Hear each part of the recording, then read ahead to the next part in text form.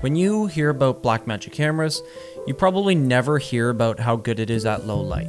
And that's for good reason. It's not that good at low light, but I wanted to put this to the test for myself.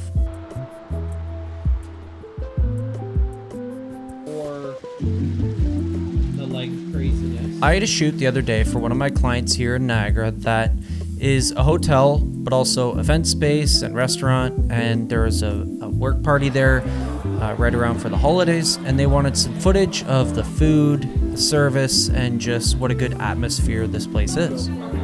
So I thought, why not bring the camera that's not good at low light and put it in a low light environment? Well, it actually went a lot better than I was expecting. Most people would say, why don't you just bring your Sony FX3? When I did, just in case, but I wanted to see what the Blackmagic Pyxis, along with a Sigma 35mm f1.4 and 50mm Sigma, how that would act in this kind of scenario.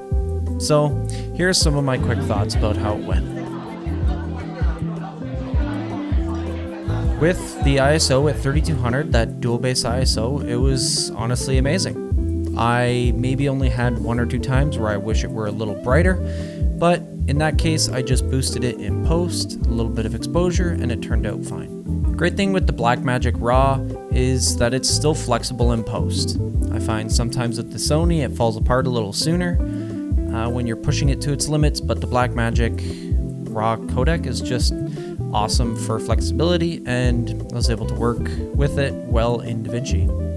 One good thought I've made note about before in previous videos was the record button placement and the scroll wheel for adjusting your settings. By default, it changes your aperture, and again, this became an issue for me. A lot of times I'm reaching back, and if I'm wearing my the SAC camera saddle, it was hard to press that button. So what I want to do with this is, I think my solution is to buy the DJI focus handle, where with Bluetooth I can record start-stop, as well as map some settings changes that you can do on the handle itself. Just to note, some of these clips that you're seeing, most of them are recorded at ISO 3200, but some are recorded at 1200 and 400 respectively. I know I'll probably get questions about the color grade. So the color grade, I use two different LUTs from two different people. I use Thomas Kovacik, I think I'm saying that right. Someone I've been following for a while. I use his LUTs as the base B-RAW 2 Rec 709. And then I use the famous Tom Bolles, I think it is, Cineprint LUTs.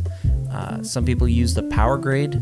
I want to edit most of this content in Premiere, so I use the quick LUT to throw on top. And I'll put the specific one that I use right here. So yeah, my overall thoughts, it actually turned out a lot better than I thought. I wasn't sure how well the Blackmagic handles some of that low light, just run and gun scenario type of stuff, but I was thoroughly impressed. So yes, it was kind of limiting that realistically I could only use those two lenses, because in f2.8 it just would not be bright enough, and you can't push an ISO very high, but that venue was very dark. So yeah, it worked out well, but let me know if you have any other thoughts or questions about the Blackmagic Pyxis, and I'll be willing to put this thing through its paces. Thanks. Cheers.